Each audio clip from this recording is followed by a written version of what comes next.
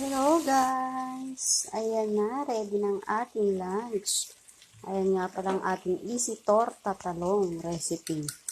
Ayan guys, sinuwahiwa ko lang yung ginisa sa bawang sibuyas. Ayan, hindi na natin inihaw-ihaw yan. Wala nang maraming ano yan guys. Ayan, pag medyo natutuyo na, pwede na natin lagay ang egg.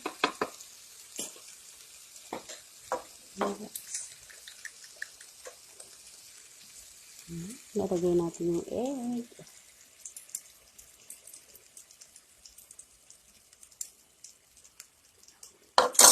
Haluin lang natin para mag-mix yung talong at saka yung egg guys.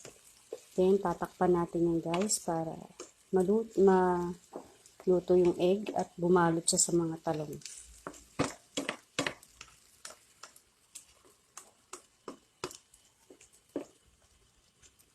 Kayo po, anong ulam nyo? Nakapagluto na rin ba ang lahat? O nagre-reels pa? Ano bang inuuna nyo guys? Ayan, tatakpan lang natin guys para maluto ng pantay yung ating tortang talong. Ayan. Ayan. Thank you for watching guys. Happy eating! Ingat po ang lahat. Bye-bye!